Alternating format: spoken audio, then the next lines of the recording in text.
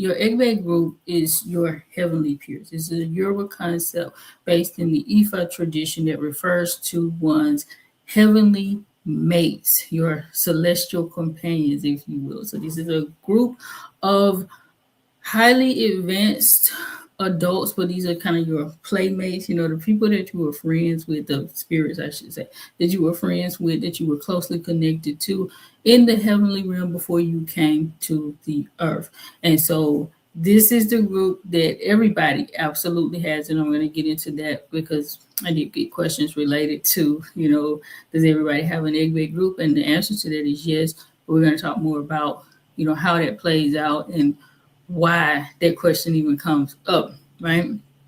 So this is your astral peer group. They support you throughout your lifetime.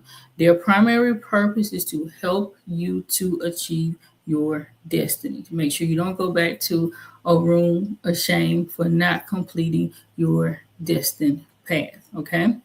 Um, these group of spirits, they serve in the same capacity as your social group, very similar capacity as your social group right here on earth. They provide you with the moral support, emotional support, relational, financial, other support that you need. So the Egbe Orun does that from the heavenly realm. They support you in many different ways, right? And so their goal is to ensure that you are okay.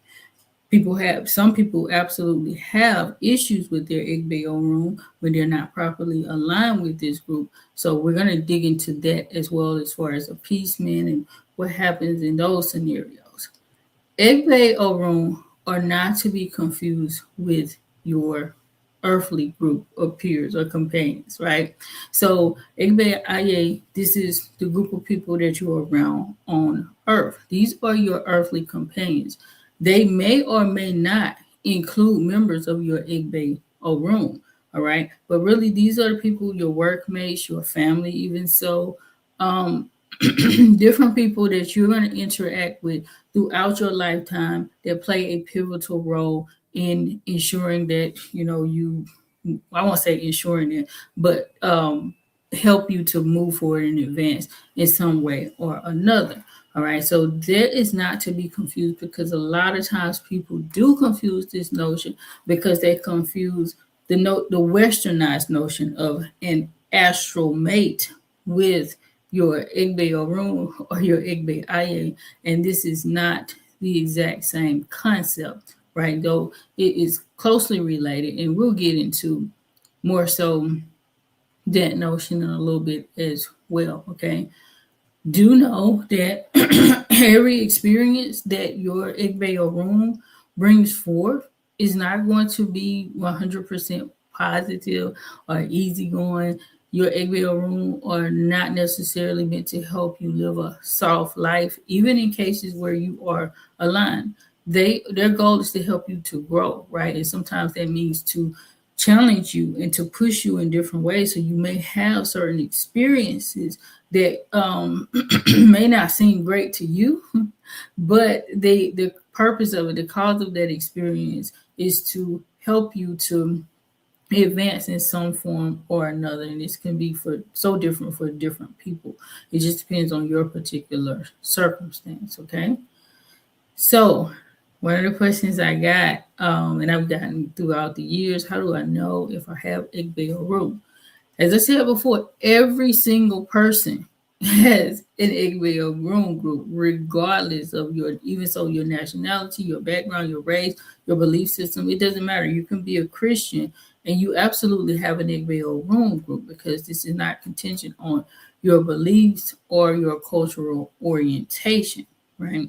And many other African traditions and even other indigenous traditions or systems have this same concept or notion. They just call it something different in their tradition. They don't use that word because obviously there's a Yoruba word, Egbe Orun. So that being said, sometimes people will be told, like during Ifa divination or something like that, you have Egbe Orun, which is why the confusion comes, because it makes other people feel like, well, I don't if I am not told that I have Igbe Orun, right? Or that I belong to Egbe, which would be Elegba. Elegba basically describes a person whose life experiences show a stronger or a deeper connection to their celestial peer group for a number of different reasons. So usually this person was highly connected to their Egbe Orun. They may owe their Egbe Orun something, right? They may be misaligned with their Egbe Orun. A lot of times you'll see this when people were leaders or high-ranking members, if you will, among their Egbe Orun group, that they'll be closely connected to their peer group, and they will have to do more appeasement than like the regular or average person, right? So if you think about them from a societal perspective and looking at how we operate on earth, think about any given organization. So if you work somewhere, or even if you're in school or what have you, if you go to work, there is going to be always a top level boss, a CEO, or president of a company, or what have you. And then there are other executive forces and, on down the chain where you have different leaders or what have you. So certain people are in a higher position of authority and they have a whole lot more people depending on them in those particular scenarios. If they are not around, then there could be chaos, there could be disorder and problems. Whereas similar in an Egbe group, if you were a leader there and then you leave and you come to Earth to have your journey here, you've left them, right? And so you've left some disorder, some chaos. They want you. They may come and start talking to you and communicating with you. A lot of people have so many issues with their Egbe group, right? Or, especially if you have a strong connection to your Egbe spouse, which I'm going to get into a little bit, but not a whole lot in this episode because I did cover that in a different episode. But if you have a strong connection to an Egbe spouse, they can wreak havoc in your relationships. And we'll talk about the different scenarios there that come along. But kind of think about it in that way, especially from a leadership position, or, even so like a mother or a father, right? They're close to their children. Their children want them at all times, especially when they're young. And so some people are suffering from issues in that way where their Egbe mates miss them a lot or they need them in a heavy degree or a heavy extent. A child of Egbe, a person who has a strong connection, right? They often have those classic signs of Egbe influence in their life. It shows that, their Egbe want that attention. They need to be appeased, and the person needs to do what it takes to appease them in order for them to live a better life while they are here on Earth. So you want to try your best to appease and work with your Egbe group for that reason, so that you can have a better experience. The only way to truly know according to your culture is through Ifa divination. You go ahead and you get a reading. And when I say Ifa divination, this is also inclusive of an Egbe reading, right? So somebody there may be an Egbe priest or priestess who can definitely do a reading and determine your Egbe group and give you some information about your class. But of course, we work with the Ifa system, so that can reveal your connection and what they need to be appeased. You said, thank you for this topic. I discovered my Egbe through my Ifa divination. Ashe, you are very, very welcome. Let's see, I got some comments here. You're saying right. Thank you for that. Benjamin, yes, your Egbe group was strong. Absolutely. Yes. It happens, and I know the more we moved away, especially from tradition, you got a lot of people who just don't know what they don't know, right? And so it's a lot of people who are suffering.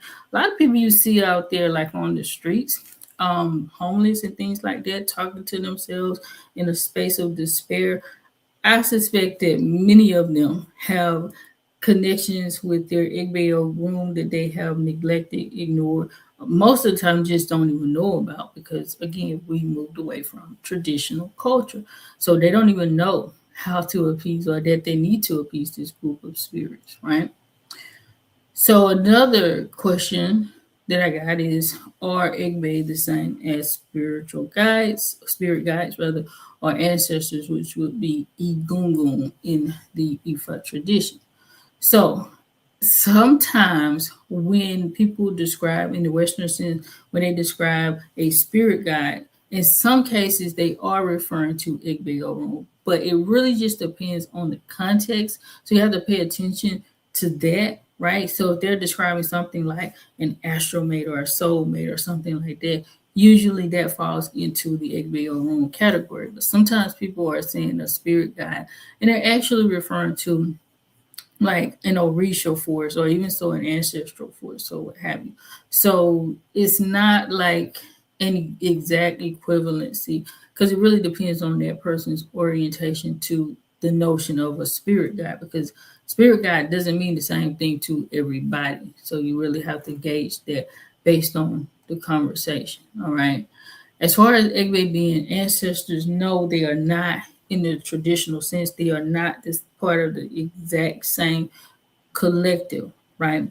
Okay, so they're not strictly going to be your birth, your bloodline relatives or what have you. However, there are some situations, there are many situations actually where your ancestors can be part of your Egbe Orun group, but these are still two separate groups of collective energetic forces, and we identify them differently and we relate to them differently, especially when it comes to giving sacrifices and offerings and doing sacrifices and things like that unto these particular groups. Okay, your Egbe can also be inclusive of Orisha forces and other types of spirits. So it's not just one type of spirit group. It's a collective of different spirits that are here to work on your behalf and to help you to get through your journey.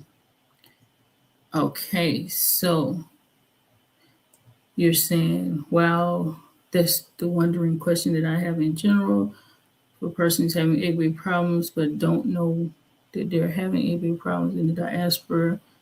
They may never find a solution. Very, very true. It happens all the time, right? I see this all the time because I know the signs and the symptoms, and I can almost just spot it. And it's like, okay, even when people get you for readings through us and certain things that they put, and I automatically know, oh, this person's having problems with it because I can just tell a lot of the signs and symptoms of this particular phenomenon. And unfortunately, especially for us in the diaspora, we suffer a lot of problems.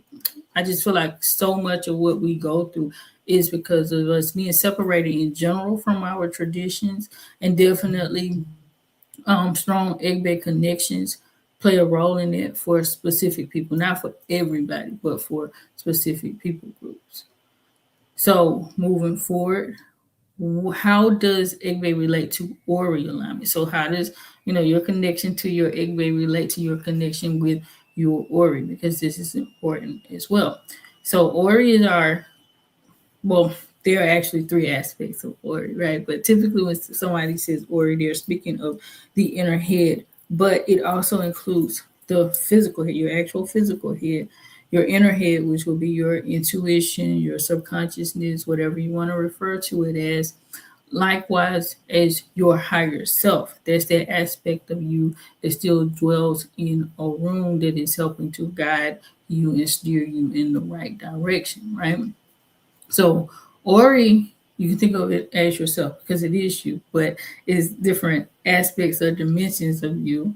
Your Ori carries the highest authority over your life. Period, point blank. Your Ori says what can and cannot happen in your existence. It is a very, very important and pivotal part of your being, because if Ori says no, you can forget everything else. So done, right?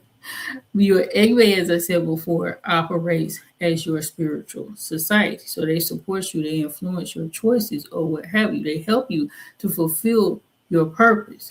Your Ori, that's you. Your Egbe are like the members of your physical community, right? They are Egbe are spirits. Don't misunderstand me, but I'm using this as an example.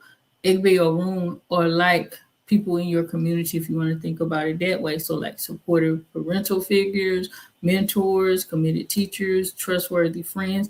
And I specifically qualify these individuals from this perspective because it's not this, frenemies type of situation or these type of, back and forth situationships. I mean, these are going to be the people that are truly there for you when we're talking about in the physical realm. And that's what your Egbe are. These are spirits that are truly there for you, but you can be misaligned with them. So again, think about Ori as your own self. You can think about Egbe as the people who surround you to support your destiny. So just like in the physical realm, you have the ultimate decision making authority. Your parents, your friends, your teachers, mentors, whoever can come to you and give you advice, right? And they can be there for you all day long. They could want the very, very best for your life, bend over backwards, even so, to make things happen in your experience. But if you don't accept their help and if you don't implement their help, you're still not going to live the best align in the best alignment if they're giving you good help, right? If they're giving you the help that's actually going to help you to progress. And so it's the same dimensions, right? Your Ori controls what goes on. Your Egbe group is there to support you. But if you're not walking in alignment, if you're not doing the right thing, you're not going to be able to accept or benefit from this help of your Egbe Orun group, okay? So keep those things in mind. Um, let's see. Let both absolutely all of your spiritual team is, but both are necessary for a balanced and aligned life. You don't give full on attention to just any one entity because there's so many spirits, so many forces that are helping you. You pay homage to all of them, and you're definitely going to honor your Ori, but understand that your Egbe group, your Egungun, all of the Orishas are important. But out of all of them, you're definitely going to place Ori first, your Egungun, your Egbe. All of these forces are important in your existence. The challenge is that most people love to jump just to the Orishas. They hear about a specific Orisha and it's like, oh, I want to go right there to this particular group. I mean, this particular Orisha, and I want to work with this Orisha because it's going to give me X, Y, Z. And that's not how the tradition works. Okay. You are singing through my Ifa divination with Asanee. I discovered I belong to Eleko, yes, you do. I remember that. Absolutely. Yeah, we talked about that. So, yeah, I don't know if I told you that or not, but that's my same Egbe group. So, yes, many, many things that you're going to learn as you go along with that. Alafia, Hidden Beauty, thank you for joining us. All righty. Now, so let's go into some signs and symptoms because this is what you guys asked about a lot as well. I got a lot of questions too for this episode. I was like, wow. All right. So understand that there are specific signs and symptoms that commonly appear when Egbe are active in a person's life, right? That being said, the things that I'm going to go through here are not exclusive to your Egbe Orun. So that doesn't mean just because I mentioned them, oh, you're having problems with your Egbe Orun. It could be other forces as well. It could be your ancestors. It could be an Orisha that it could be, Iyami might be upset with you. And you could be dealing with some things because of that as well. Even so, it could be evil forces causing spiritual attacks and things like that in your life. Ifa divination is the only proper traditional way, right, that we identify the source of the issues that you are having and tell you the appropriate actions that you need to take due to this. So this is for informational purposes, greatly helpful. Because Egbe can do so many different things in a person's life, but the purpose of this information is not for you to self-diagnose and just say, oh, I got big problems. You might know, right, intuitively. I'm not taking it from anyone because I knew I knew from before I ever had an Ifa reading, before when I read about this group of spirits, when I was just learning about the tradition, I was like, I know I got Egbe. I know that I got issues with this group of spirits. And yes, lo and behold, they came out. Um, I don't know if I don't think it was the first reading, but it came out in the first reading that I got from somebody in Nigeria. My first reading I actually got in America from an American ENIFA, which I wasn't planning on staying with, but that was not the best reading experience.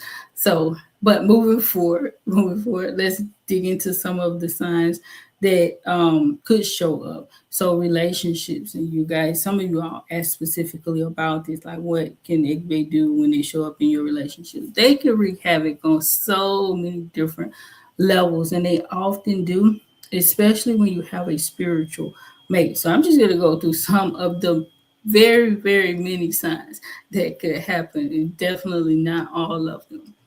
So repeated breakups, no clear reason, person just consistently is breaking up, not being able to hold on to a relationship despite their best efforts. So I'm not talking about somebody who is rude or mean, but somebody who, I mean, they could be rude or mean. Let me fix that statement, because the Egbe actually could be causing them to be rude or mean to other people, which pushes other people away.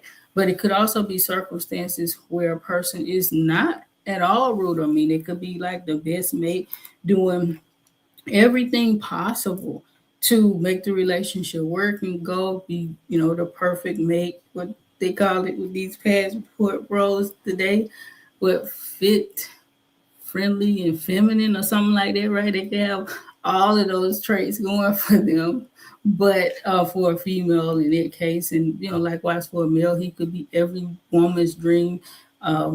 What they call them, high value male, all of this good stuff, but still not able to hold on to a mate. That's a very, very common sign that somebody's having problems with their spiritual spouse. um, Engagement or long-term relationships just end suddenly for no reason. They could be on track to, it's not just these short-lived, consistent breakups, but they could have been with somebody for years. And then especially when they get engaged or right when they get married, they get a divorce or something like that. I've seen that situation where somebody was in a relationship for like 10 years, dating, so to speak. I don't call it dating, but they were in a relationship for like 2 years with their mate, and they got married. And as soon as they got married, they broke up and they got a divorce. The marriage didn't even last like 3 months. Yeah, they had been with this person, living with this person, even so. It wasn't even like a situation where they were just like living in separate houses. They were together, so they were living as a married couple. One second, guys.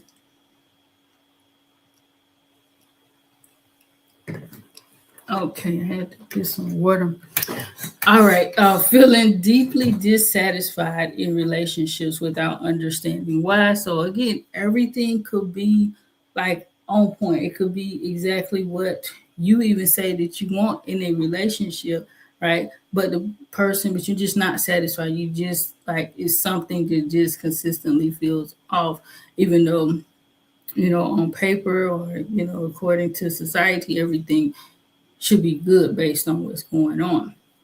Feeling more comfortable by yourself than with a partner, even when you have a great partner. Again, it some of this is definitely contingent on like the partnership is just not good, and that could be an big issue. But some of this is also the partnership is beautiful, everything is good, but the person is just having so many different issues because of their Egbe Orun group, right? Difficulties in forming or maintaining connections. This is a major one, especially on the social level, right? And I'm not even just talking about romantic relationships. It could be romantic. It could also be platonic relationships, friendships, things like that. So herein, this is something to really be checked, especially in today's world where we're dealing with a lot of social disorders with people on the autism spectrum, right? Because a lot of people are being diagnosed in that way, but it could actually be issues with their Egbe group or issues that are exacerbated by challenges that they're already having with their Egbe Orun group. So I would definitely encourage you all, if you're having issues on that level, if you've been diagnosed or something, check that out, because you may actually have Egbe Orun issues and not know it. Reports of dream-based intimacy, so definitely having sex during sleep with a partner. This is a very, very common one, especially for women. So females, if you are having sexual encounters, I mean, with the spirit, right? So you're having sex with the entity in your dream, and it's something that you didn't invite. Hopefully, you didn't invite. Even if it's something you invited, you definitely want to get it checked out, because it's not something that you should be doing. But if this is an involuntary occurrence where something is having sex with you in your sleep, an entity, a spirit, I'm not talking about a human being. I want to clarify there. Check that out because, sorry guys, make sure you check that out, because there could absolutely be your spiritual spouse coming to mate with you. That is not a good thing for that to happen. All right, because that creates a whole lot of disruption in relationships. So you definitely want to see what's going on and get it fixed, because it's going to cause a lot of problems. Your egg spouse should not be engaging with you intimately while you're in the physical realm. There may be high level ceremonies for you that you need to do in order to detach yourself away from that spirit. Okay, you are saying you always felt the Egbe proves that our consciousness are porous. We are a clutter of minds. Definitely. There's so much going on. And some people are even like, that veil is very, very thin. And so you have to be careful. And I think it's even worse in today's world with social media, things like that, because it's so hard to distinguish what's going on in our lives. You're saying not every thought, craving, or need originates from you? Not at all. Not at all. It's not all just from Ori. It can be from so many different sources. That's why you have to check it out.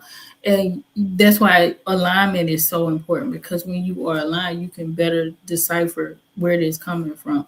Whether, it's Ori or it's not, in my opinion, necessary in most cases. If it's a good thing, if like you're being warned or you're being blessed or you're being shown something, a message, um just to protect you or what have you in day-to-day life, it's not always important to know the source. Now, it definitely is important to know the source if you're having problems similar to what we're talking about here with Egbe Orun, because you will need to know which force you need to feed or appease, right? But sometimes it's not important to know the source if it is good and it is helpful to you. Now, if it's something negative coming through, you need to check that out, because it's likely evil spirits that mean good. All right. Some other signs we're going to get into are dreams and astral indicators, right? So if you're always having dreams like you're flying, floating, being lifted away, astral travel, similar to what we did in the previous episode, it could strongly be a sign of your Egbe Orun, especially if you are actually astral traveling. That could be your Egbe Orun, coming to get you. And I'm not saying it in a negative way to scare anybody, because it's not. Experiences with Egbe can be scary and they can be disruptive. I'm not saying that, but that's not really what they're meant to be. They are trying to get your attention, and if you wait too late and you don't, answer that call, things can definitely get worse. They often do get much worse. Okay.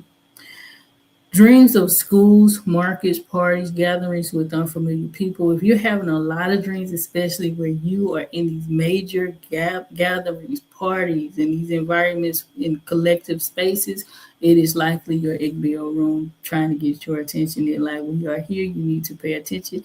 You need to take note. Definitely dreams about children calling your name, playing around you, right? Leading you somewhere. Those types of things can be indicative of your Egbe Orun. If you are dreaming about being instructed, warned, or directed by people who you don't know in your waking life, you see a group of people and they're talking to you, and they may even seem familiar, but you know that you don't know them on earth, but you feel a sense that you do know them. It's like in your Egbe Orun, right? Dreams are being taken to another place or pressure to stay in a specific place, especially if you're being pressured to stay. That's a sign that your Egbe Orun probably trying to call you home, back to Orun, be in heaven. So you want to pay attention to that if you desire to be on earth. And the difference here is being taken back before it's your time, right? Because we all have a time where, we got to go.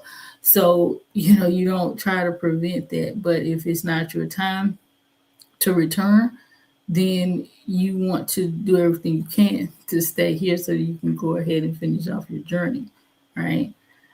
Dreams that you are being watched, right, accompanied or followed, even so in your waking state. And I think I did put that in here.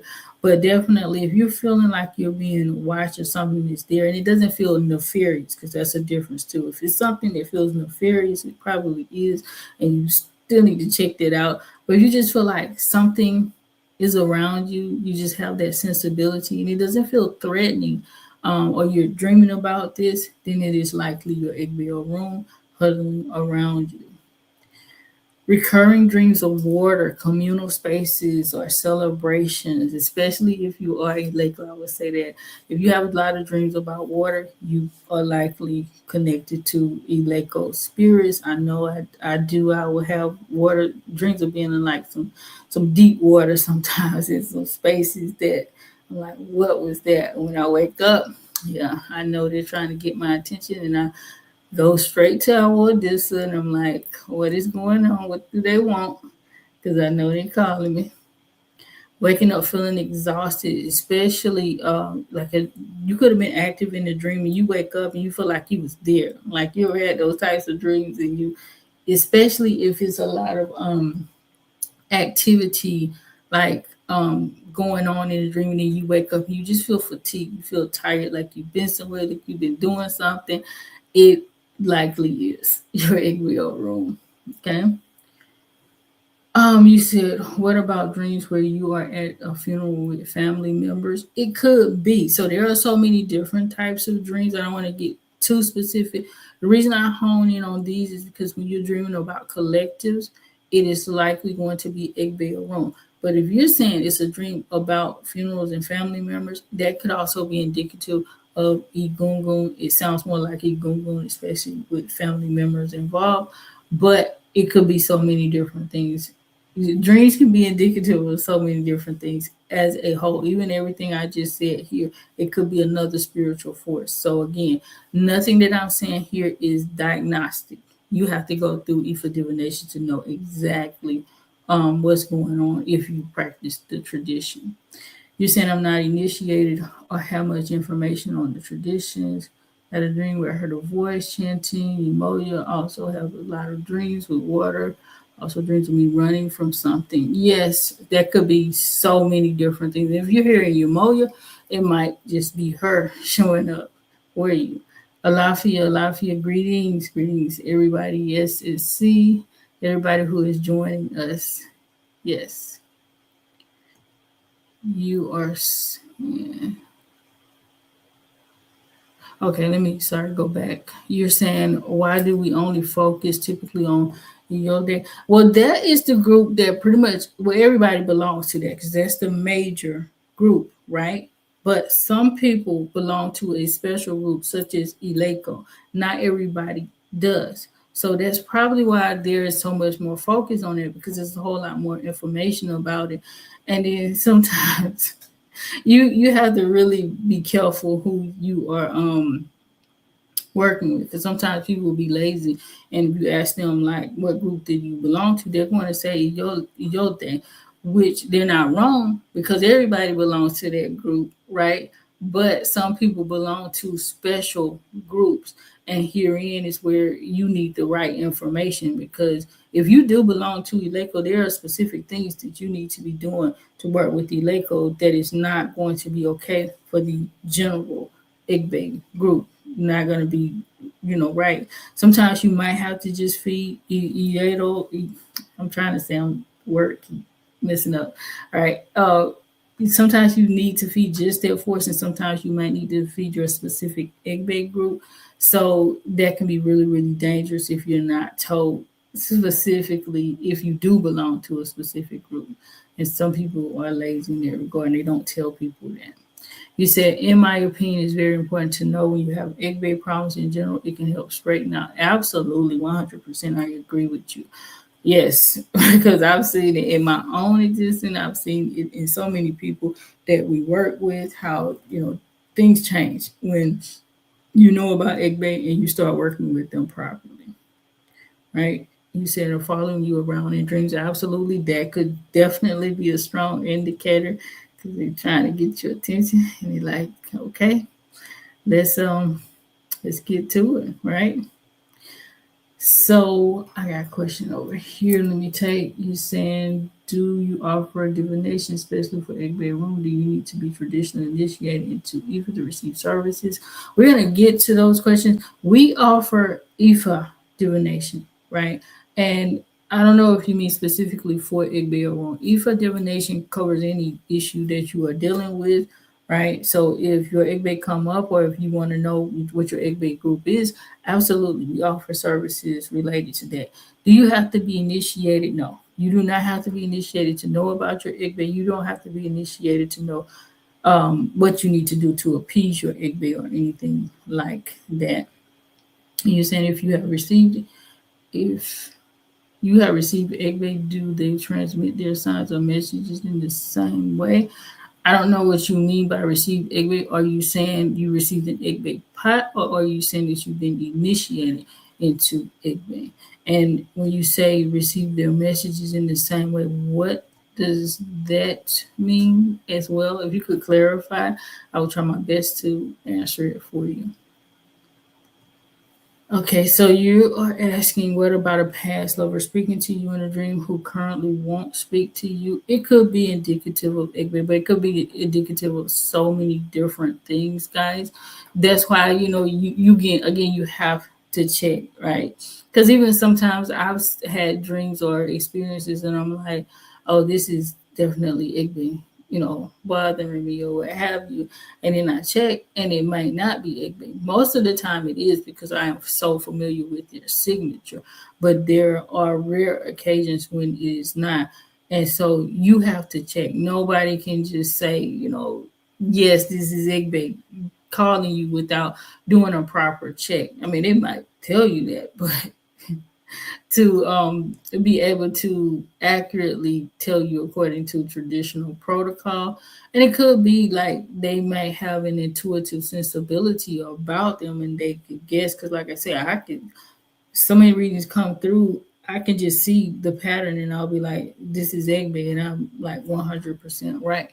But again, I would never just go to that person and say this is correct until it is checked first through proper IFA divination protocol. I wouldn't be like, oh yeah, you just got problems with your Egbe Orun. It's just, a pattern that I see and I know, and because of my connection with my Egbe, I understand certain things. Even so, like most people, when they come and they say certain things, and I know, oh, this is Eleko specifically, especially when it's Eleko, I can almost, it's 99% accuracy. I can tell. Yes, so let's, a few more questions. I was about to go back to it. So, yeah, so you saying you got here late. What is Egbe? I encourage you to go back to the beginning of the live stream because we've already discussed that in depth. SSC, you say you dreamed I received Egbe Ilekis along with Boomlay. So you DM me, right? And we'll have that conversation, okay? Emotional and behavioral patterns. Let's go into this aspect of it. All right, so somebody is dealing with persistent loneliness even when people are around. So you might have a lot of people around you, but you still feel lonely. You still feel like you don't have anyone, even though you might be surrounded by people. You might go out all the time. You might be at parties, at clubs, or hanging out with friends on a regular basis, but still feel like a sense of loneliness, like you're missing something. Feeling misunderstood or out of place. A lot of times, certain Igbe groups feel so misunderstood, and they feel like they just don't belong when they are when they have a strong connection to their Igbe group. They just feel like they feel that longing. They feel like they miss their particular group, and nobody here on earth is able to really satisfy that desire or need for connection in that way for them.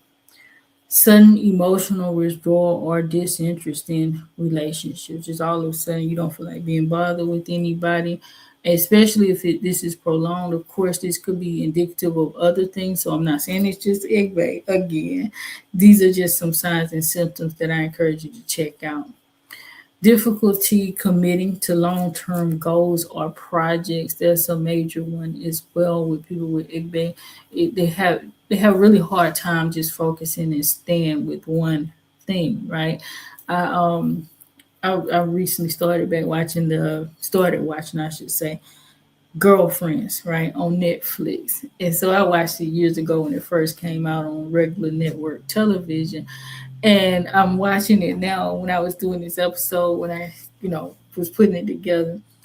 This part reminds me so much of that character, Lynn, that's on the show. How, if anybody's ever watched it, how she's just so like flaky. She can't stick to anything. She can't stick to a job. She can't stick to a mate. She can't stick to a project or anything for long term. Of course, that's a show, but it just kind of reminds me of that overall pattern that some people have when they are having issues with Egbe. They just don't feel grounded. They feel like they're floating around up in the air and they just can't stay committed to things. Feeling torn between two different identities or two different worlds. You just feel like you belong somewhere else. You feel like you are another person, right? And so that can be a strong indicator of your Egbe Orun. You are saying yes, the electric one. Laugh out loud. Elected. Yes, elected one. Yes, yes, yes. So you do know what I'm talking about. Good. Yes, definitely. She's just like all over the place. And that is, unfortunately, some people are in that space. You saying Lynn is a great example of that. Yep, yep. She is something else. You said, my apologies. I have the pot received and my initiation ceremony is pending, but I wonder if I'm having the pot and the initiation makes the way they manifest differently.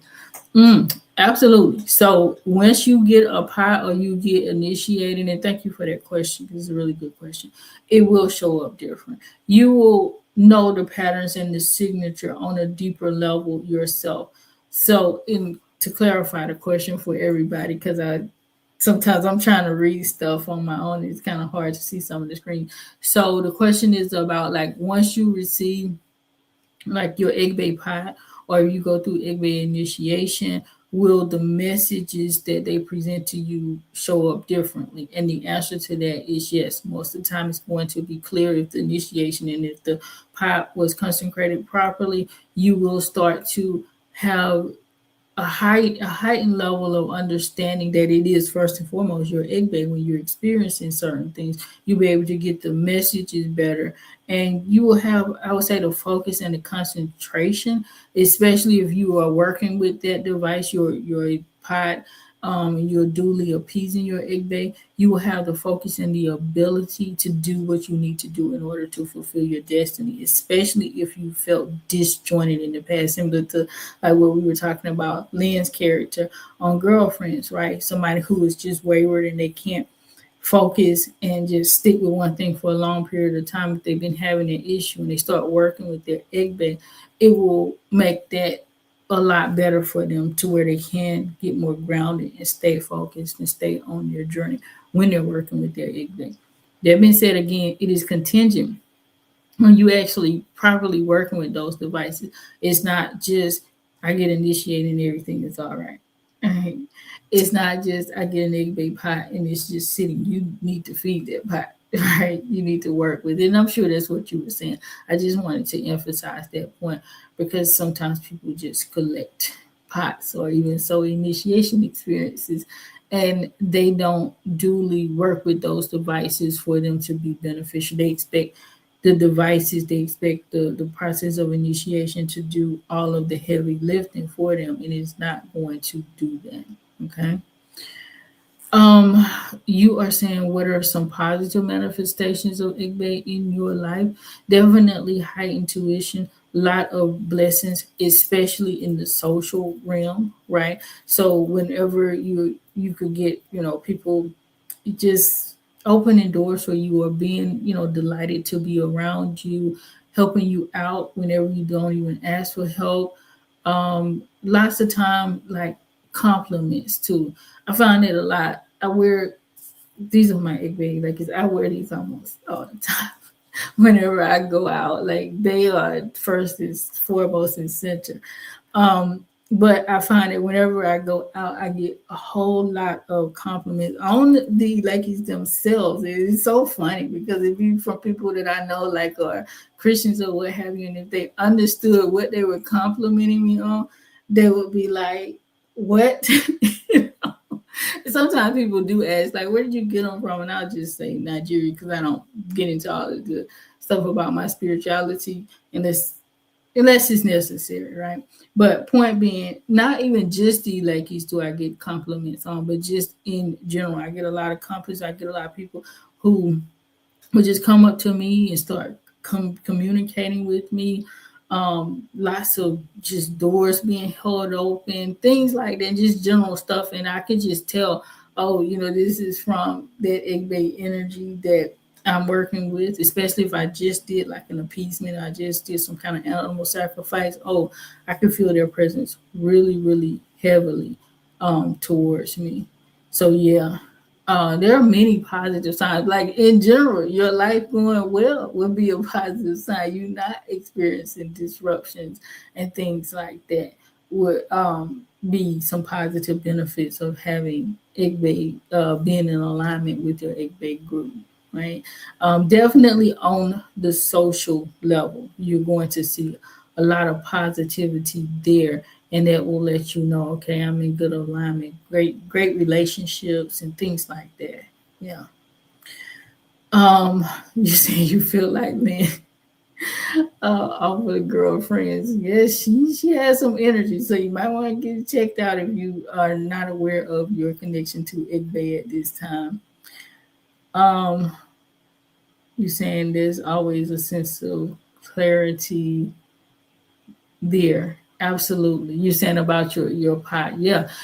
I can feel the difference with working with my Igbe pod and my Lakeys and things like that. I'm not initiated onto Egbe Orun, but I know that it would even be greater. But I do have my fan because I'm Ileko, and yeah, I appease them often, so I can feel the difference.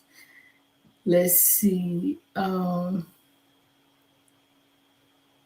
You say you gotta what is this? Yeah, got to check in. It could be even a whole nother problem. Yeah, you gotta check. That's why I said, like, this is not for diagnostic purposes. Anything that you read or you relate to online, understand that's for information or educational purposes. And you have to get there's no substitute for divination for any problem, any issue that you're having within the tradition. You have to go ahead and get that done because the thing about divination is not like tarot or something like that. It's just going to give you information, not just yes or no. You're going to get the information and you're going to be told what to do about it. And that's the critical, important step when it comes to working with the tradition. So I did get this question and I was going to answer it. I am still going to answer it.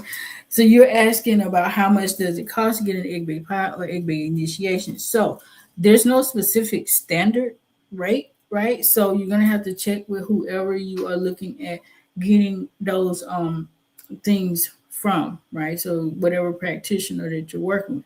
If you're asking about with Asanee 44 specifically, we do not present those rates. We don't present rates, and let me say this too here. I don't give out rates for IFA initiation or any form of initiation or pots or shrines, et cetera, that we do, except to people who we are already working with. So you have to be an established client. That means you've gone through IFA divination, you've gotten EBO done through us. We do not present our rates for those types of things in a public facing forum. And I don't imagine that most people do, because one, the price could change. And you really shouldn't want to just get a device like that from anybody. It should be from somebody that you are actually working with. And that's one of the main reasons why we control that dynamic, because we don't just give out pots and things like that to anybody. It should be somebody that we've already started the process of working with, and we understand them, we understand their journey and things like that. Like, this isn't something that you just go and get, right? Any type of Orisha pie, any type of initiation process. Let me say that too, because sometimes people just want to go direct into, I just want to get initiated, not understanding the relationship and the bond that you are forming. Even so, getting the pots, it's important to be aware of. I would say even have a strong knowledge of somebody that you're working with before you start just getting eleki pot. I mean, sorry, Orisha pots and things like that. However, that doesn't hold the same level of weight as going through the full initiation process with somebody. Because you get initiated, they become your godparent, right? And this is not a relationship that just you take any kind of way and you just like, oh well, I just got initiated. Now I'm gonna go over here and over there, and I'm gonna go over there. No, like that person becomes your godparent, like a parent. So think about them within that dynamic. Sorry for my spiel, but let me go back to now some other traits, right? So life setbacks, disruptions, things like that. Money is a big issue too, finances.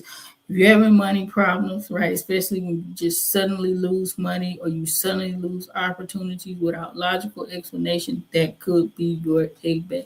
Because again, your Egbe play a major role in your social well-being. That includes relationships, that includes finances, jobs, career opportunities, even your physical well-being, right? So they're going to work on that particular level. On a social level, they're going to get your attention, right? Whenever you have items going missing frequently or without a physical root cause or something like that, you might just keep losing your keys, losing money. They love to get attention that way. So like just they put money down, you can't find it. Like, what happened to my money?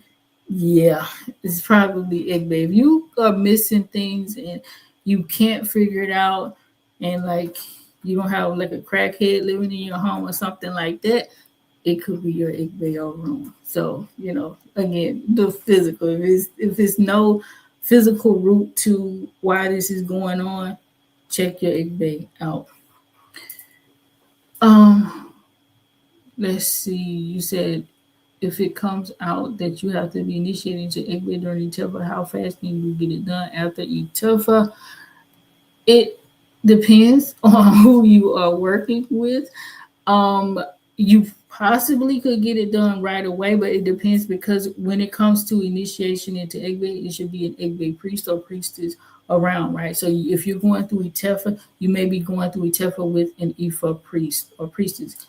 If you are if you're working with somebody in Nigeria, it's a very high likelihood that they have an Egbe priest or priestess that they work with within their temple, because that's common for them to work collectively.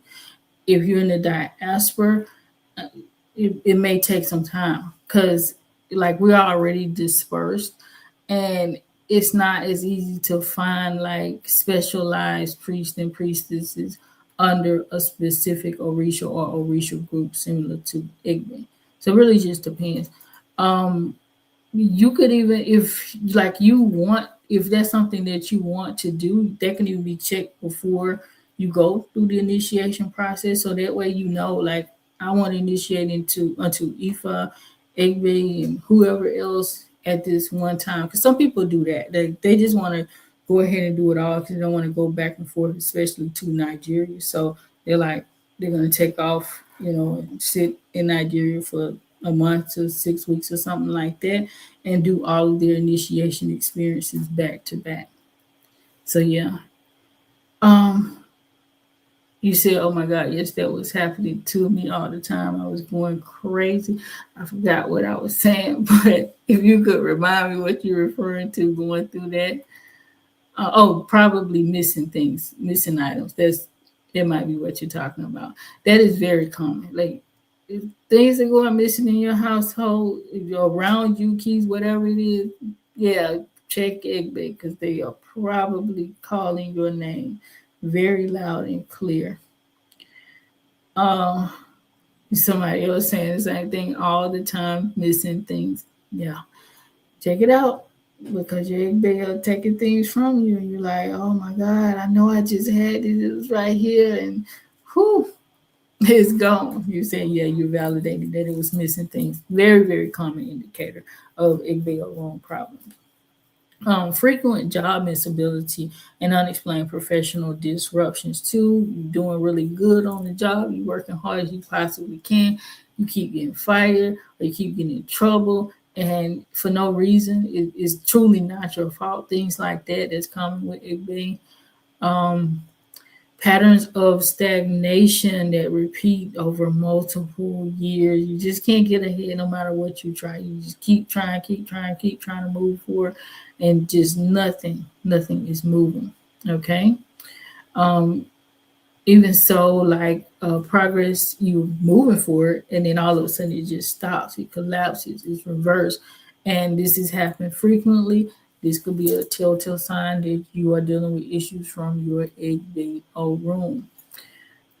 Um, let's see. Challenges that intensify after major life milestones.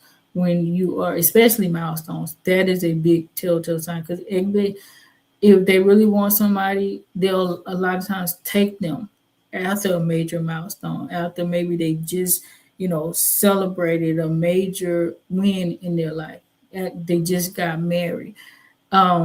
They just bought a brand new house. They just got this huge promotion or whatever. Boom. All of a sudden, they're gone. That could be a sign of Igbe. And of course, at that point, it's too late if they are gone. But it also could be like just challenges out there. Like as soon as they get something, it's just challenge after challenge after challenge because Igbe is trying to get their attention. Okay. Feeling blocked even while you're putting in a whole lot of effort into doing something or getting something in life, and you're doing everything you possibly know how to do, and you just cannot move forward. So you're asking, how about hand of Ifa? Can you do Isefa? So actually, Isefa and Itefa, they go hand in hand, right? Hand of Ifa, you actually receive that through an Itefa ceremony. You don't even have to do Isefa beforehand. That the processes were separated because everybody can't go through full initiation. A lot of times that's just financially related, right? So if you want to start with the hand of Ifa, you can start working with that. And that too, it's not even all just finances, but especially in the diaspora, it could be just you trying to get there or what have you.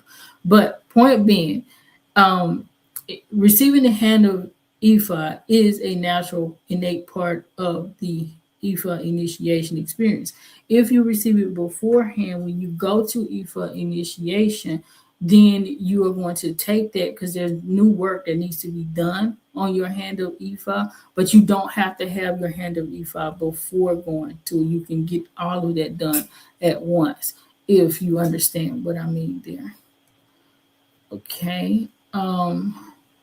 You're saying you're thinking about doing your head Orisha plus Igbe next visit, but you don't know. You'll see. That would be beautiful. Absolutely beautiful. Especially if you get it out like in one fell swoop, right? Instead of going back and forth, unless you just enjoy traveling back and forth to Nigeria. Are you able to receive hand of IFA without being present? Absolutely, absolutely. Hand of IFA is done remotely all of the time because the ceremony, the process, you don't need to be there to be present to get that performed. The ritual work can be done without you. ETEFA, full initiation, you must be there because there are things that you have to be physically present for. And if anybody tells you otherwise that they can initiate you remotely, please run away from them. Do not run away from them. Going back, health and physical indicators of Egbe Orun presence, right? So, recurrent childhood illnesses that stabilize in adulthood. If you're dealing with a child that is constantly sick, going through back and forth through sicknesses, I would definitely encourage you to check out the Egbe Orun group because they are probably dealing with some Egbe Orun issues. A lot of times, you'll have somebody like maybe even like miracle situations where they almost die or maybe even did die temporarily in childhood. And then when they become adults, they're okay. They do get okay in adulthood. Sometimes they don't make it because sometimes their Egbe Orun is like they're determined to, bring them back to a room. And so that can happen too. Episodes of fatigue that don't match your physical activity level. So I'm not talking about somebody that's generally sedentary or unhealthy overall. I'm referring to somebody who is very, very active and they're not going through any other type of major life crisis or transformation because fatigue can happen too, especially in women who are perimenopause or going through other things with their menstrual cycle, especially, or you may be dealing with a high level of stress, even though you are typically physically healthy, that could impact that as well. So again, this is not diagnosis. This is informational. Everything that I'm saying whenever it comes to the signs and symptoms of Egbe Orun. Disruptive sleep cycles or waking repeatedly at night is a telltale sign of Egbe. They can get you up, at different intervals of the night because they're trying to wake you up. So you definitely need to check on it. If you are having persistent issues with your sleep patterns where you're being awakened constantly, check on that, period, point blank. It could definitely be a sign of Egbe, but it could be a sign of other things as well. Feeling drained after certain dreams or encounters, and kind of covered that before. Let's take let's see. You're saying thanks you for explaining. You're very, very welcome. That part is what part are you referring to, Benjamin? All right. Childbearing and family patterns, right? So difficulty conceiving without a medical cause or repeated miscarriages, they really show up too here, especially when it comes to childbirth. If a person keeps having miscarriages, they keep just having problems with fertility issues, I would strongly encourage you to go and check with Egbe, especially before going through like fertility treatments, because there have been people that have had issues with their Egbe. They didn't know they were having problems getting pregnant or what have you. They go, they found out, they do the necessary work to get in alignment with their Egbe group, bam, they get pregnant right away without all of the fuss and muss of, these fertility treatments, the high cost of it as well, but definitely the process because it can be grueling and daunting even beyond the financial burden that it can place on couples. Um, Children, we talked about is a little bit experiencing, especially unexplained illnesses too. Like the doctors can't figure out what's going on. They try everything and they just can't overcome it, right? When children are talking to imaginary friends, yeah, 9 times out of 10, they are speaking to their Egbe Orun group. And this is not something playful or fun and okay. Go check it out to see if your child is dealing with Egbe Orun issues because it can make a huge difference in their overall life as they grow up if you take care of those issues as soon as possible. Also, another one is a strong desire to not have children. And that's a major thing, of course, in Yoruba culture, African culture in general. If somebody doesn't want to have children, like it's seen as something is wrong with you, right? Something definitely different. I don't mean wrong, like you just defective, but it's definitely something off because family is such a major part of African cultures. And so if you don't desire to have children, it may be your Egbe Orun impacting your life. Let me take a few questions and comments. Um, you said you're definitely experiencing being awakened at night consistently. It's probably your Egbe Orun talking to you. If you're getting messages or what have you, try to write them down and log them so you can see what's going on. Right? If it's persistent, reach out to me and we'll check to see what's going on. Okay. Um, he said my sister's car was moved from the front of the hotel to the back. Two people confirmed. Oh, she also says she doesn't want kids. Hey, she needs to check. She said you said the cops were even called. So it was just moved and like were there security cameras? Nobody was able to see a person actually going in and moving it or something like that. Because yeah, it can happen. And if it did, her egg they are really trying to get her attention and she needs to wake up. Because if it's that big of a sign like that, they're probably getting ready to, ask her to come back. And if it's not her time, that's not what she wants to happen. You said that part initiating being in person, yeah. Yeah, you have to be present. And unfortunately, there are people out there who will tell you that, yeah, they will sell you anything and tell you that you don't have to be there and you could just pay them for that. No, the only part of that process that can be done remotely is receiving your hand of evil. It can be done remotely. Um, any Orisha pot can be received remotely. It's not necessarily ideal to receive all Orisha pots, as I talked about before. Ogun can grow and get really, really big. So you really have to know what you're doing and be ready for that reality. You need to be in a space where you can allow, because he accepts some big things, artillery and we call it machetes. They say cutlasses in Nigeria. Um, what do you call it? Like weaponry and stuff like that. So that one can grow and get really, really big. You can also have, let me say this too, because I've been asked about this in the past. If you don't want to have the Orisha pot with you, you can have one fixed and kept with your temple or what have you, wherever the temple is. And so they can feed that particular Orisha pot for you as well if you don't want to, if you can't or you don't necessarily want to work with it yourself. Okay. So yes, absolutely. I was looking at comments on that side.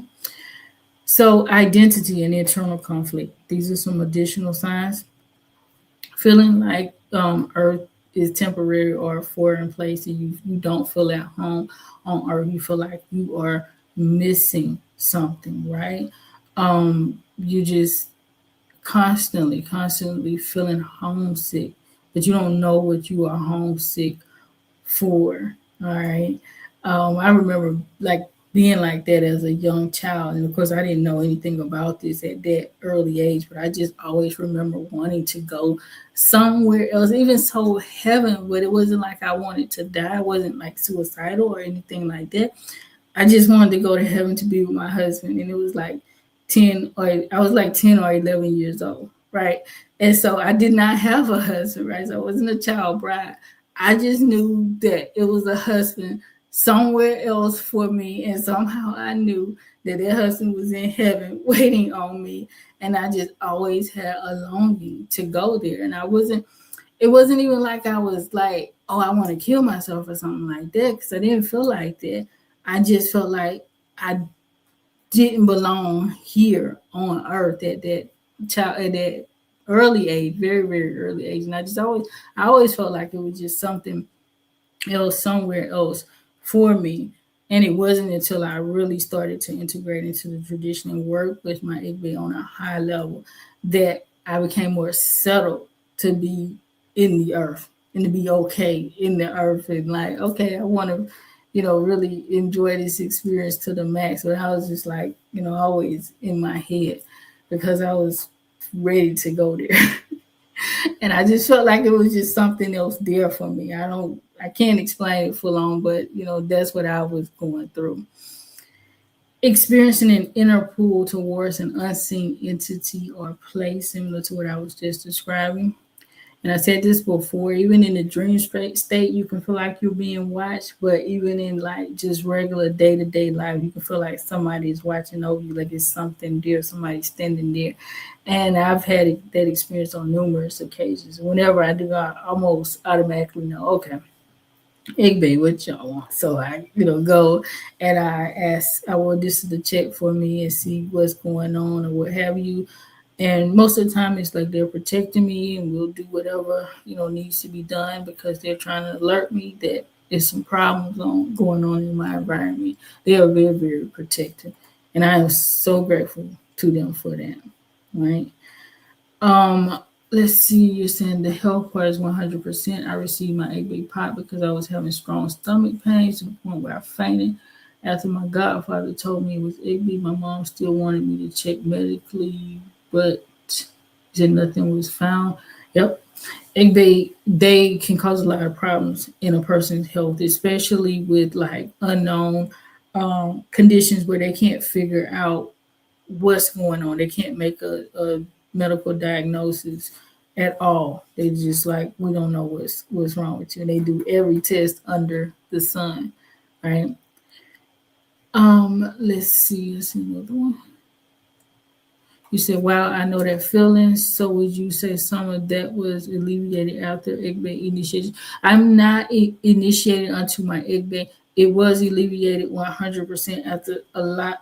I had to do some high level ceremonies too. So it wasn't even just regular ritual work. I had to do a major ceremony unto my Egbe early on in my journey. I do regular ritual work on a regular basis now.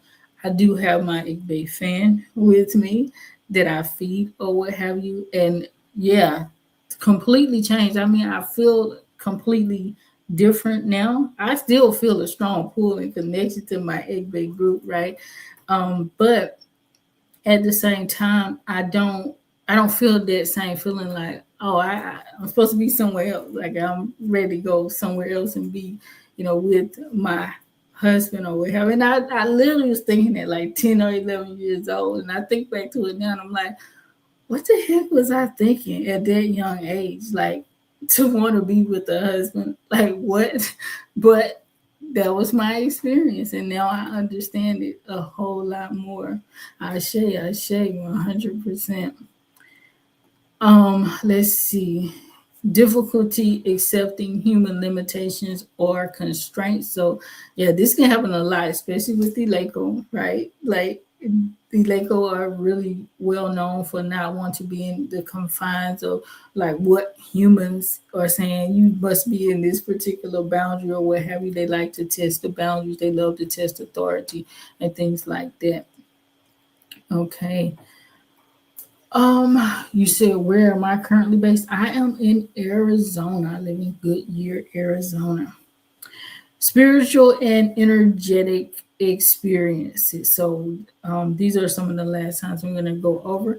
So sensations of being touched, pulled, or called during your sleep. Right, you might feel like somebody is touching you, or trying to get your attention, or you wake up and you're like, you know, somebody was in here, were you touching me? You asking your mate or child or whoever it may be, and they're like, no, they weren't touching you, but you felt like somebody grabbing you, tapping you on the shoulder, something like that. It could be your Egbe Orun, all right? Definitely hearing voices or sound that feel external but non-threatening. So there's again a difference there non-threatening, right? So sometimes there are voices that speak to people, and this could be in the space of mental health issues, schizophrenia, things like that.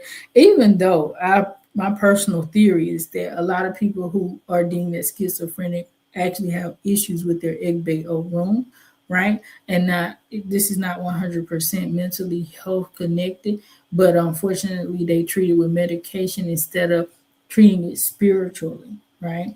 Because it is very common for people with high connection with their Egbe Orun to talk to themselves even as adults. So it will start a lot of times as a phenomenon in childhood, as an imaginary, friend or what have you. And so the child is talking to something, and we placate that, right? Because that's a child, so we don't think about it in the same way. But as adult, there's a lot of adults who talk to themselves and unregulated. It's not something that they're like doing on purpose. They don't even know it half of the time, and they are actually having issues with their ABL room. And if it gets to a major point, like where somebody is diagnosed with schizophrenia, they have all the other issues connected to that disease state, right? They are deemed as such, and then they're treated with physical medicine instead of being treated properly from a spiritual dynamic. All right. So, if you are hearing voices, definitely check on that. All right. Let me get this one more. I'm gonna get you guys comments and questions. Feeling surrounded by unseen presences whenever you are alone. I think I said that before in the other part. Made a mistake and put it there again. Okay, so you're saying I've been awakened out of my sleep with someone calling my name on several occasions. Somebody, yes, that is telltale Egbe, because they do that. They will call your name. If it doesn't feel threatening, they're just trying to get your attention. If somebody calling your names feels threatening, that's probably an evil force. But if it's just like somebody calling your name, even it can be in a familiar voice, like your mom or your dad or your mate or child or something like that, and you go to them and you're like, are you calling me? And they're like, no, I'm not calling you. Is probably your Egbe Orun, because they do like to appear as well from the perspective of somebody that from familiarity, because they're not trying to scare you, right? So if it feels ominous or nefarious, as I said before, there could be other forces, because evil forces do those types of things too. Um, you said maybe the entire world is in total disarray because most people don't have Egbe. I think it's supposed to be Egbe last year, and still learning what it truly means. Honestly, don't feel any difference. Um, well, I guess you mean they're not initiated, or they don't have their Igbe pot. I guess that's what you mean by that. I definitely feel strongly that a lot of people, not the entire world, because everybody isn't that strongly connected to their Igbe room, but I definitely feel like a lot of people are having issues because they are not connected to their Igbe room, or even so other spiritual forces that they need to be connected to, especially us in the diaspora. As I said before, I feel like most of our problems come from it because we are so disconnected from our people. Um, you said you're not sure that what you're supposed to be feeling. If you're working with your device, I guess do you have an icon, or are you full on initiated? Either way, if you are working with your Egbe pod or icon, um, properly, on a regularly, you should definitely be feeling relief if you were experiencing specific signs or symptoms of egg bake presence beforehand. So you should be feeling some type of relief from that. Here in, you saying it doesn't feel threatening. It's probably egg bake. Sometimes they're just trying to get your attention. It's nothing. And it's like, hey, we are here. Keep us in mind. Remember us. Don't forget. So forth and so on. You're saying here, I went to a Babalawo before. If I'm dealing with Egbe, can I go to him for help?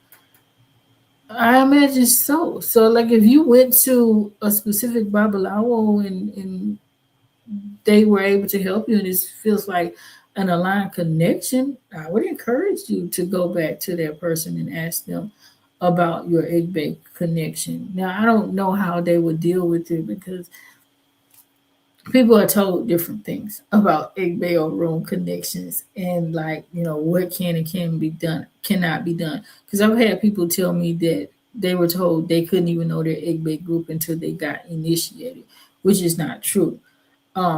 Not based on, I say, based on where we practice at our temple. I'm gonna say it that way.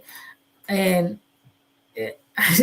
some people say different things, right? So, just be wise when you go there. Don't allow anybody to force you into doing something that you're not ready to do as well, right? So, and it could be that you need to initiate to your Igbe right away in order to prevent certain problems that does happen, but you still shouldn't be forced into it, right?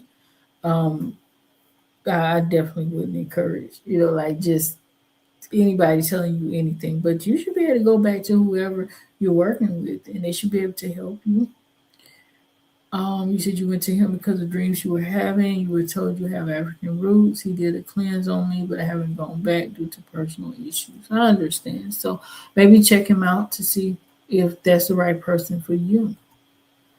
All right. So some other signs and symptoms is pressure to withdraw from physical obligations or relationships or things like that, where you just feel like you need to separate and there's no rhyme or reason for it. Intuitive awareness of a force connected to your essence. You just feel like something is connected there and you need to be connected to it. As I said before with my example. You're very, very welcome. Okay, so I got a few more over here. Um, you said your Egbe are cool. You have no problem. They've saved me. Ashe, Ashe.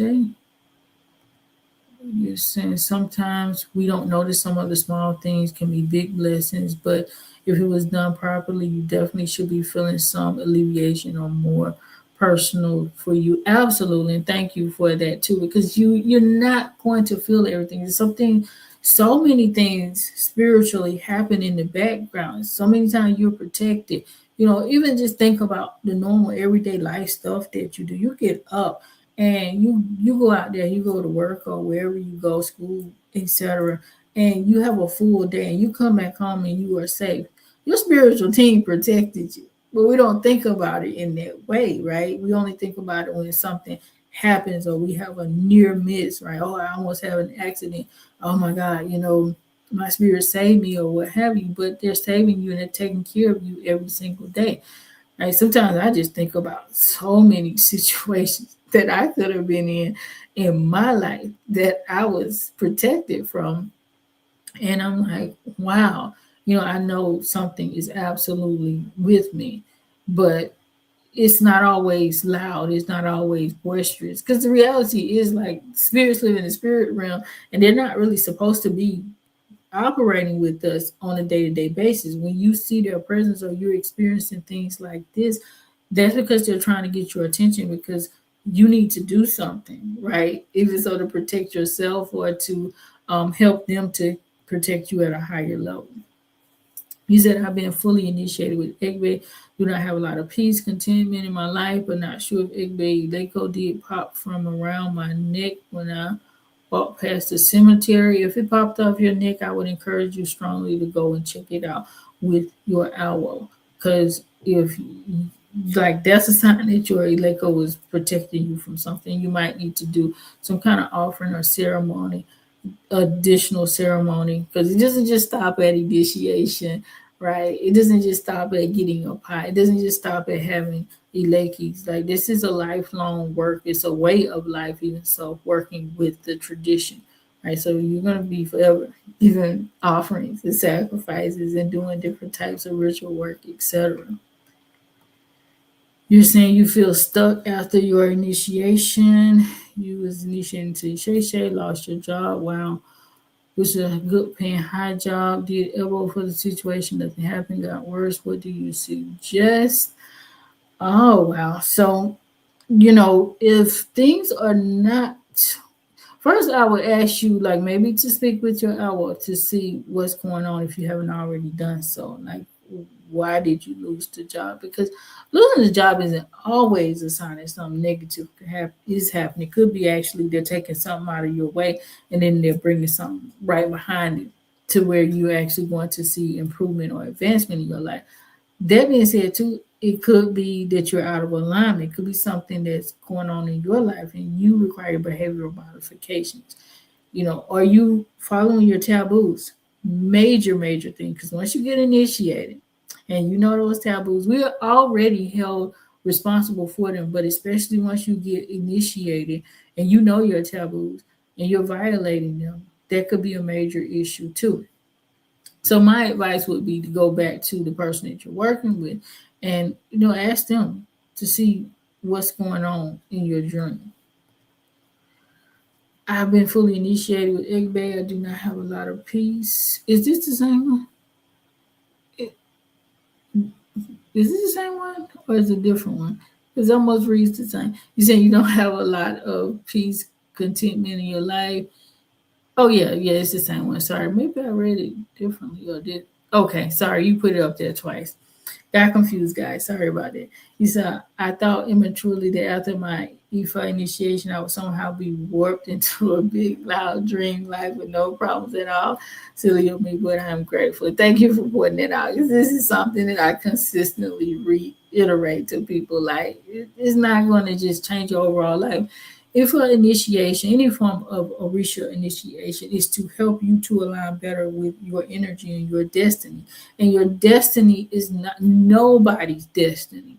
Is about just living a easy life, a soft life to where you have everything perfect in your life. That doesn't exist, right? Is that it helps you, it brings you closer in connection with your or with your spiritual team, whatever reaches you're initiating to, so that you understand your destiny better. You can walk it and you can fulfill it better. So you should have a heightened level of intuitive awareness. You should have a heightened level of connectivity. And yes, they will protect you, and yes, they will help you, but they're not going to stop you from going through challenges and hardships, because that's part of our destiny. That's how we grow, right? So you're still going to have certain challenges. They're going to help you navigate those better and get through it. It is not a panaika. It is not a magic bullet. Because that's how a lot of people tend to think of it. Like, oh, I just need to be initiated and everything in life is good. No, it's not going to be perfect. That being said, because of some of the stuff that you did put out, so not you, I forget who it was, but somebody else who was saying about after their initiation, the last two people said after their initiation experiences, they're not, advancing and things like that. That is a little bit concerning to me, because you shouldn't have setbacks, major setbacks, without it being a proper setup for something. And I can't say, where you are in your journey, because I don't know these individuals specifically. So that's why I would say check it out. If you are having some major, major challenges, especially years after your initiation experience, you need to see what's going on, whether it's something that you're doing or something that wasn't done properly in the ritual. Maybe it was some information that was received that was not relayed to you that you need in order to live, according to your destined path. So you may not have gotten like your certain aspects of your taboos, or maybe they weren't explained to you fully or properly, and you might be violating them. And that's a serious thing after you get initiated. Very serious thing after you go through that process. We're going to talk about Egbe spouse shortly. Got a few more questions, comments. If I may, I have a question far from the subject, willing to answer it. What does a dead rat at the doorstep mean? Yeah, so I am not answering off topic questions. And even for questions like that, I wouldn't answer it, because nobody can tell you just off the top of their head what it means, right? Even if there are some symbology or things like that that you can read online, you need to go and get a proper reading to know what that means for you in your specific case. Just want to say thank you for the knowledge you are sharing. You are very, very welcome. Very welcome. Okay, so now I'm going to briefly touch on this subject, as I said before, guys, because I did do a full on live stream about it. And just to acknowledge, because we did talk about the relational issues before, and you guys did ask about it. So, yes, some people have an egg-based spouse that is close to them. Now, I've been told that everybody has an egg-based spouse, right? Regardless, just like everybody has an egg-based group. But of course, just like with an egg-based group, some people are closer to their egg-based spouse or their partner, husband or wife. And this celestial partner, they're part of your group, right? And so they can cause you some problems as well. And sometimes people with this connection may notice a lot of difficulties with their relationships, with their romantic partnerships, or what have you, sudden breakups, dream encounters that feel intimate, very persistent problems in relationship issues. And they can cause a lot of different relationship issues. It's not limited to even what I discussed here. It could be some things that you don't even notice are coming from your Egbe Orun group. And that could be interfering in your relationship dynamics. But if you have a spiritual spouse, that's 9 times out of 10 where they're going to show up in your life, in your relationship dynamics. Um, The presence of an egg-based spouse signals that that partner expects you to acknowledge them, to appease them. So I would encourage you to do so that you do not have problems with them and in life in general. Okay. Now we're going to get to the heart of the matter. All of these different issues that you're having or what have you with your egg. How do you appease them? Ritual ceremonies and all of that type of stuff. So one of the questions that I did receive is how do you connect with honor, strengthening? Well, it was actually multiple questions, so I really combined them into one because they pretty much all fall along the same line. How do you connect with honor or strengthen your bond with your Egbe Orun group, right? So usually through Ifa divination, you're going to find out what's going on with you. If you've never had this checked out before, if you don't know anything about Egbe Orun, or if you do, but nobody has, given you proper information, if you haven't done Ifa divination, or even if you haven't, it just didn't come up in whatever, for whatever reason, right? So you want to check, identify your group if necessary, and then understand what they want in order to appease them at that particular time. From there, obviously, you're going to do the proper sacrifices, offerings, the rituals, special ceremonies to help you establish that bond with them, with your companions. It's going to be different for everybody. So it's not one ritual that I can tell everybody's going to do this because your egg they may want something completely different than my egg they want for the same issue that we might be having. And it could apply to so many different people in so many different scenarios. All right. The goal is to address situations where you neglected your obligations towards your Egbe room when you are out of alignment. And usually that misalignment is coming through something that you're doing, your behavior, your violation of taboos or warnings and things like that, or other disruptions in your life. So you want to go ahead and do that. Let me catch a few questions. Let's see. You said, do you believe that can cause you to remain single all of your life, even if you have received Egbe Orun? Absolutely. If you receive Egbe Orun and you're not properly working with your Egbe Orun, or if you received Egbe Orun and the ceremony was not done properly. Because if it wasn't done properly, it's ineffective, right? So it's not moving forward to help you to untangle whatever the situations that are going on that are keeping you single in your life. I thought my true twin flame would manifest after receiving Egbe Orun. Check again, ask your hour that you're working with to see what's going on. Is this person coming? What should you do to prepare for that? Because it could be additional stuff. Because even like I told y'all before, I had to do like a major ceremony, and even through that process, I had to take a coaching.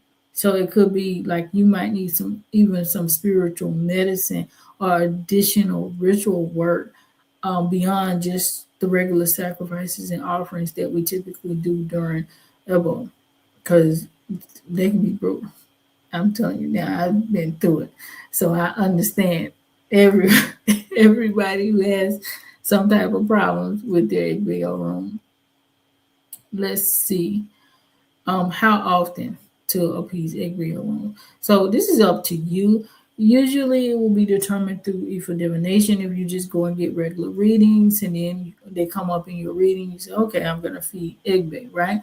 But some people choose to voluntarily appease their Egbe on a periodic basis, like they say every month or every 2, 3 months. I'm going to give something to my Egbe Orun, especially if they have a very, very close connection to them. So it really just depends on you. There's not like a specific set time where everybody got to appease Egbe Orun every 30 days type of scenario. Nothing like that. It really depends on the individual. Some people can go a while without some people can go a lifetime without feeding their egg room and never have a problem in this area, as I said before.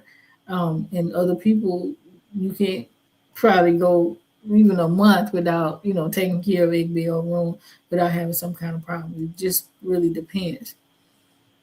I was asked too, should you specifically communicate with your Egbe group daily? So regular communication is absolutely appropriate. You want to talk to them every day, multiple times a day, especially when you have a consecrated pot icon or you've gone through initiation. I definitely would recommend you having continual communication with your Egbe group. If that looks like daily for you, that's perfectly fine. That being said, it's not forced, it's not mandatory. If you have a strong connection with your egg bag, it will benefit you a great deal. All right.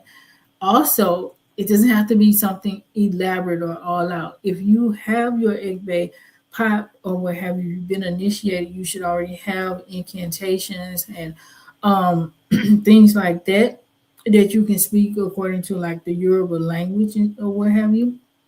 But you can also speak, you should also speak sincerely from your heart, whether you speak Yoruba or not. You should be able to just go and speak directly to your Egbe and tell them what's going on and what you need and how you need help in your life. But I would, strongly encourage you to connect with your owl if you're working with somebody to see what is best for your situation. It's not like you're going to be penalized if you don't speak to your Egbe room every single day, but you will absolutely be blessed if you do, right? In the right way. Let me phrase it that way. If you're speaking to your Egbe, I'm not saying just talking to them, cursing them out, getting angry with them, and saying negative or mean things or like saying some random stuff that's irrelevant. But having those strong connections and conversations just like you would with a human. Um,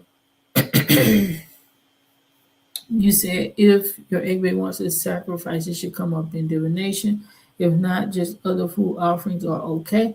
So if they want, okay, yeah, if they want a sacrifice, it should come up in divination process. Or they might give you a dream or send you some kind of message that they need to be appeased. A lot of the signs and symptoms we talked about before, that will prompt you like what's going on in my life. So you go and you check it out, and if they might come up, oh, you need to feed them, and you will want to feed them then.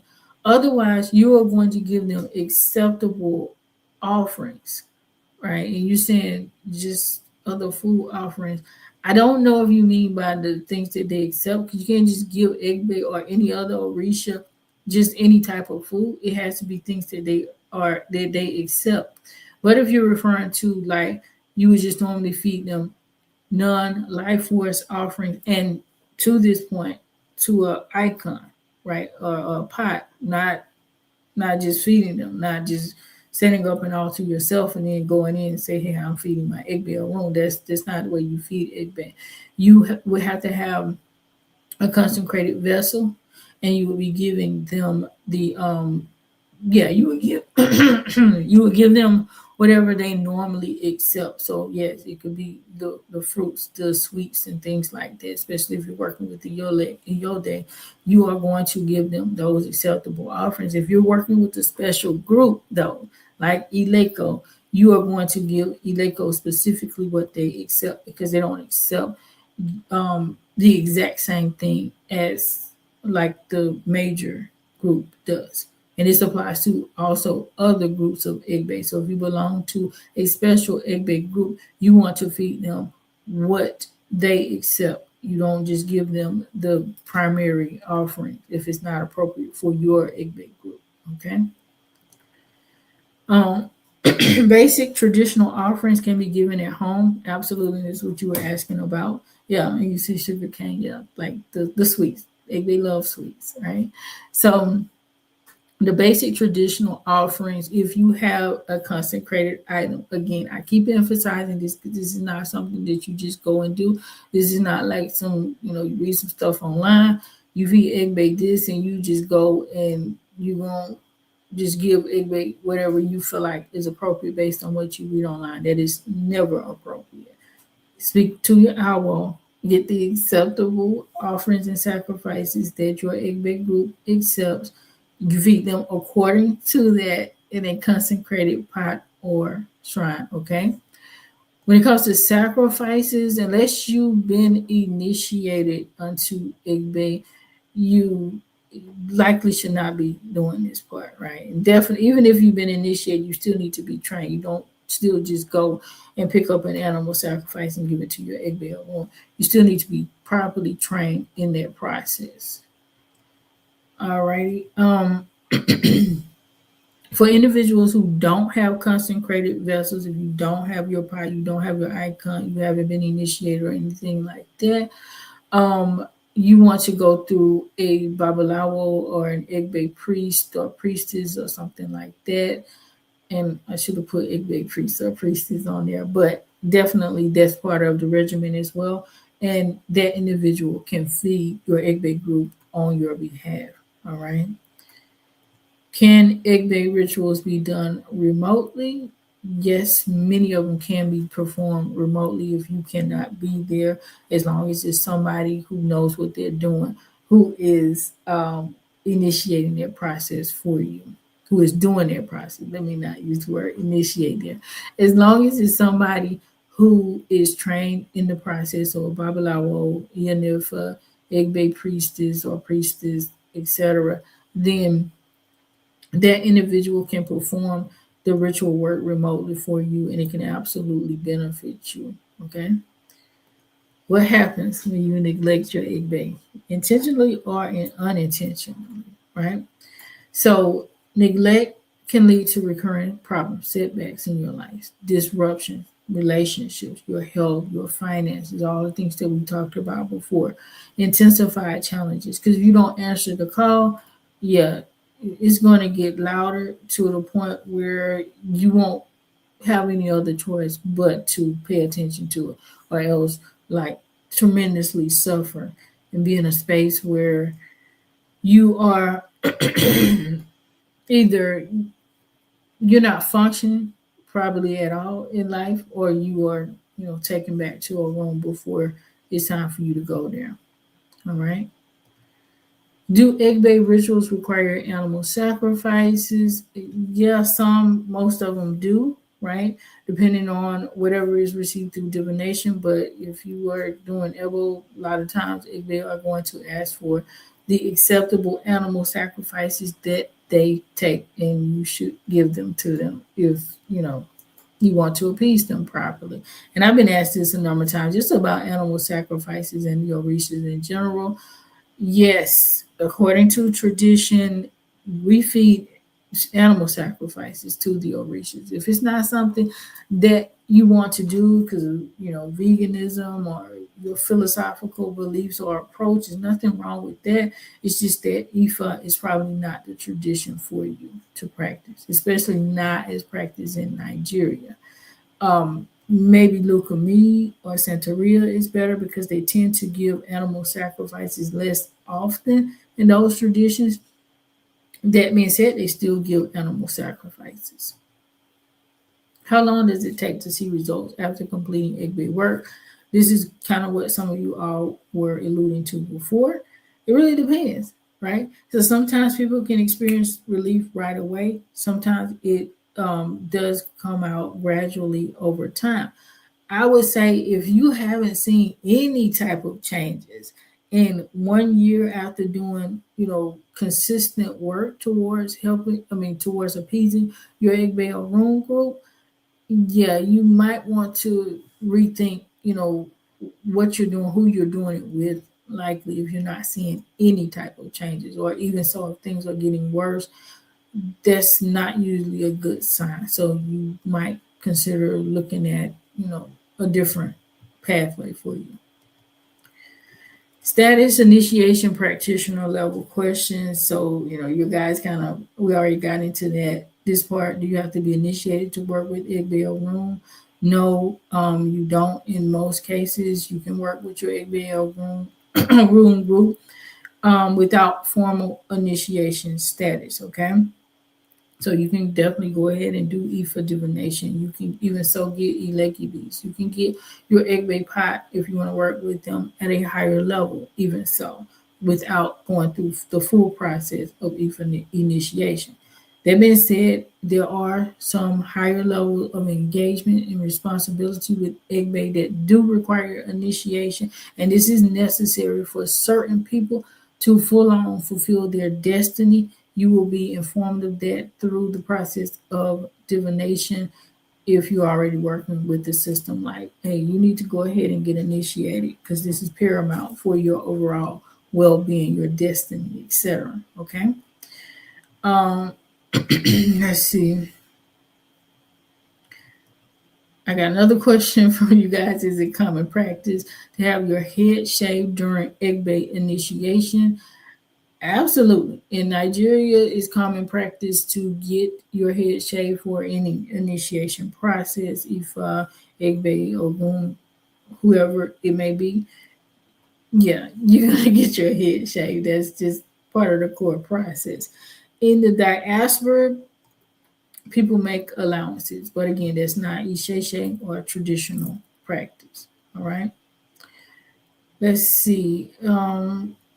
We already answered this one, but just to reiterate for people who weren't here, how much does it cost? It varies based on the practitioner who is presenting or preparing the Egbe icon for you, or even so the initiation process. You want to check with them specifically.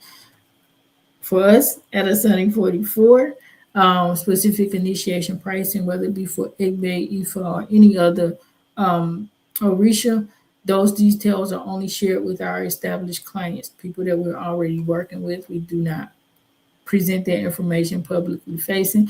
If you email me, I'm going to tell you the same thing because I get quite a few emails asking about their process. About Ifa initiation and things like that, even other Orishas. If we're not working with you, we are not going to provide that information to you. Because again, you do not want to initiate with somebody that you have never worked with before. You need to make sure that the relationship, the connection is good for you first. Okay. Let's see. My consultation with Baba only said that I have Ray, nothing about Ebo, Egbe yet. Now I know what to ask on my next visit, and I plan to get my hand up B5 soon. So, okay. It's not that it's going to come up with Egbe all the time. In Ishesha, in traditional practice, readings always come with Ebo or sacrifices. So that part should have come up. But the Egbe connection, it doesn't always come up. It just really depends on your individual destiny, what's going on with you. Okay, so I'm going to close up soon, guys. Please give me any other questions that you have about this subject matter, and we'll handle them as we go along. So warnings, misconception, consequences. Okay. So let's see. Are Egbe dangerous or evil? Because a lot of people think that they are. They are not, right? As I've said before, these are our heavenly companions, our mates. They are there for our good. Some of the things that they do or bring to your life to get your attention may seem evil, right? It may seem malevolent, but that does not mean that that's what these spirits are about. It's just like in the real life, if you're working for someone, your boss, they might really like you and enjoy your work, but if you're persistently late, or if you're persistently late as far as your attendance, or late as far as projects, or you are causing problems on the job, fighting with people and things like that, they are going to discipline you. And their discipline may be harsh at times. It could be, you get laid off, you get suspended, you could even get fired. And that may seem harsh for you, but that doesn't mean that they're not there for your highest good. They can actually just really enjoy you as a person. but they're not going to put up with that on the workforce, and it's not even good for you if they were to do so, because if they were to put up with those things in the workforce, you're never going to grow and learn. So that will be part of your growth process. If you get written up, if you get suspended, it'll cause you to straighten up. It's a wake up call, right? Same thing Igbe does. Okay. Um, can Igbe take a person prematurely from this world? Absolutely. As we've discussed throughout, strong Igbe ties can create conditions where an individual leaves the earth earlier than they were expected to, earlier than what their destiny was outlined for them to do, right? Igbe may influence recurring health disruptions, as I said before, patterns or other patterns that lead to death, somebody getting into an accident, somebody getting involved with somebody who ends up taking them out or what have you. Could be in a relationship, in a romantic relationship, could be in a friendship. So many different dynamics in that space. They can also encourage an individual to commit suicide through repeated misfortunes and challenges. I actually wrote an article a few years back about this. If anybody knows the case of Khalif Broder. Now, I don't know if he had challenges with his Igbe or not, but his situation was just like a telltale portrayal of somebody who had Egbe Orun issues, right? He was engaging in soliloquy. He was talking to himself. He he was, when he was first born, even so, he ended up being adopted. Went through a lot of situations with abuse. I think he was born to like a crack addicted mother or something like that. He had so many problems in his life. He ended up going to jail and staying in jail. It was just so ridiculous. His entire case.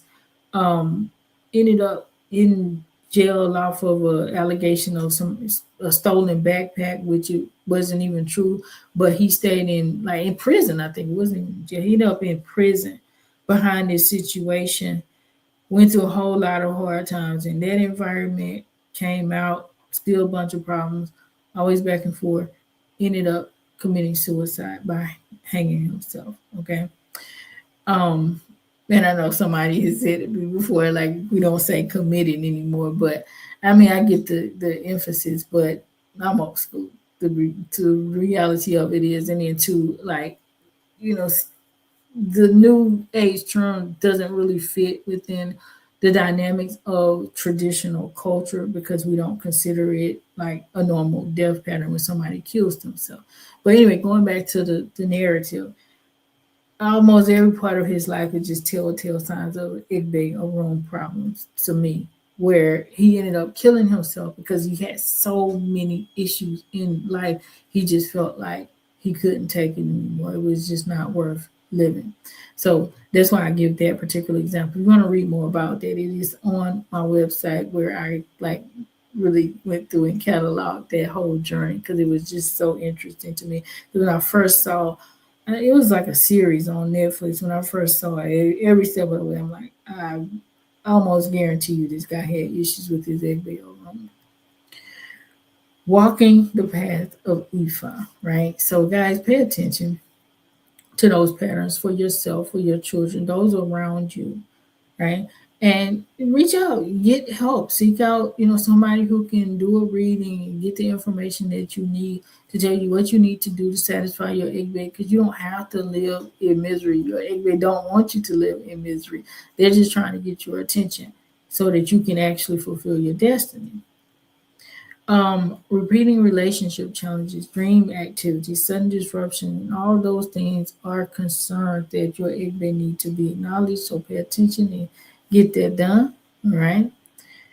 Let's see. Whenever your Igbe needs are met, and this is what you were asking me about earlier as his CEO, when they are met, you're going to experience greater stability in your life, fewer challenges or obstacles, greater harmony in your relationships, and just overall progress, right? Things just begin to work well for you.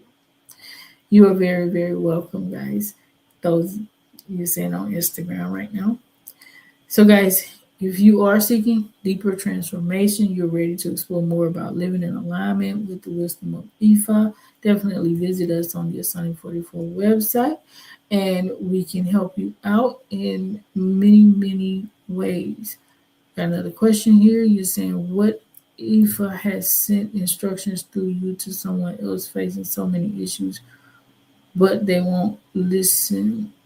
Okay, you said, what if Ifa, sorry, I see now. What if Ifa has sent instructions to you through someone else? And there's nothing you can do. You tell them, you do what you're supposed to do in that situation. You gotta let them make that decision. Goes back to what I was saying before. Your aura, your head, that's yourself.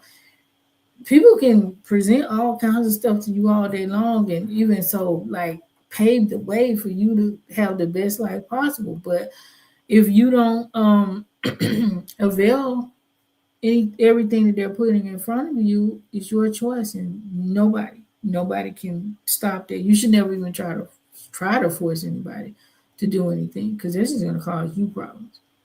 You do what you're supposed to do, and you keep moving. That's how that goes. You said the live has been so informative and complemented by Ifa divination reading and instruction. I'm so grateful to be a part of the Asanee 44 community. I share. Thank you, and we're absolutely grateful to have you, my dear.